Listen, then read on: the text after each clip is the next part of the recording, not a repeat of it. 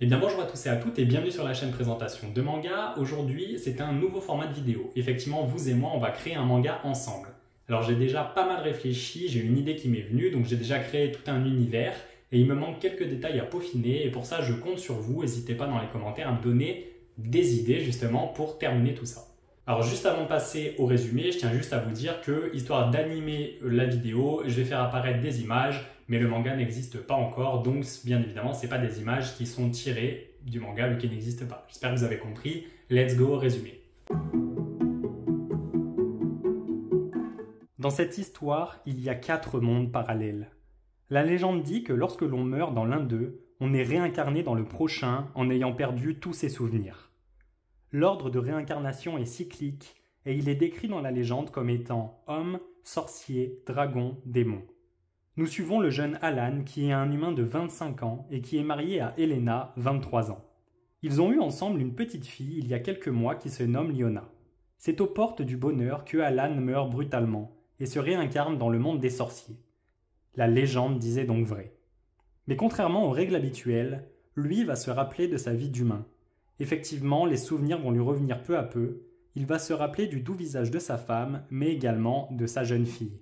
Il fera tout pour retourner dans son monde afin d'y retrouver sa famille, mais pour changer de monde, il faut mourir, et pour mourir vite, le plus efficace, c'est encore de mettre fin à sa propre vie.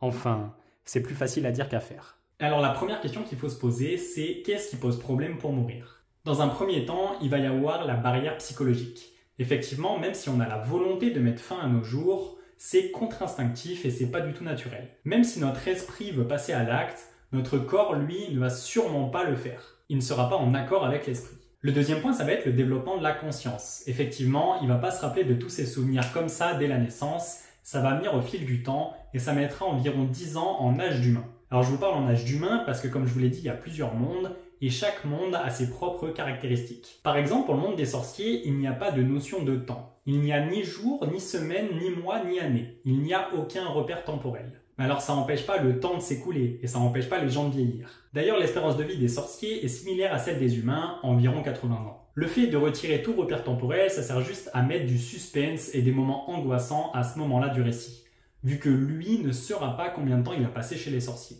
Mais bon, ce sera environ 10 ans d'après mes calculs. Pour ce qui est du second monde, par contre, ça n'a rien à voir, puisque les dragons, eux, vivent en moyenne 300 ans, contrairement aux humains et aux sorciers qui, eux, vivent 80 ans. Il va donc mettre plus de temps à développer sa conscience et à se remémorer la totalité de ses vies antérieures, et donc de sa femme et de sa fille.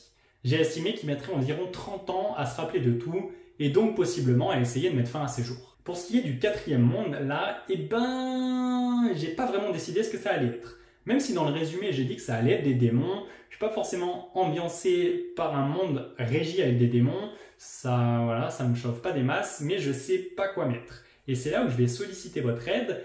Qu'est-ce que vous aimeriez voir ici? Qu'est-ce qui vous ferait plaisir? Qu'est-ce que vous verrez bien à ce moment-là? Alors on peut mettre des choses très connues, un petit peu vues et revues, ça peut être voilà, démons, anges, elfes, géants, des choses du genre, mais on peut également essayer de trouver des choses moins connues. Par contre, il faut que ça reste cool et badass, hein, parce que il faut que ça reste dans l'atmosphère du manga.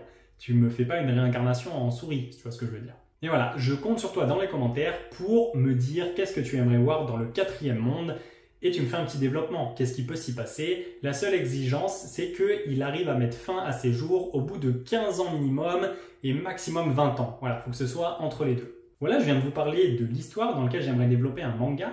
J'ai également d'autres histoires en tête, j'en ai d'ailleurs pas mal. C'est pour ça que c'est un format de vidéo où, s'il vous plaît, il pourrait revenir à l'avenir avec d'autres histoires où vous m'aideriez à développer tout ça. Si ce format de vidéo te plaît, explose la barre des likes, c'est juste un clic. Et si mon contenu en général te plaît, pareil, c'est juste un clic, mais pense à t'abonner, on est bientôt aux 100 abonnés et ça me fait vraiment plaisir. N'hésite pas dans les commentaires à me mettre le quatrième monde, qu'est-ce que tu aimerais y voir et que tu me développes un peu ça, ce qui s'y passe, voilà, ce qui pourrait avoir de cool dedans. Et je tiens à te dire que j'ai également récemment créé un compte Instagram, n'hésite vraiment pas à y passer, c'est cool et il y a pas mal de contenus qui vont arriver à l'avenir. J'espère que la vidéo t'a plu, à la semaine prochaine, let's fucking go!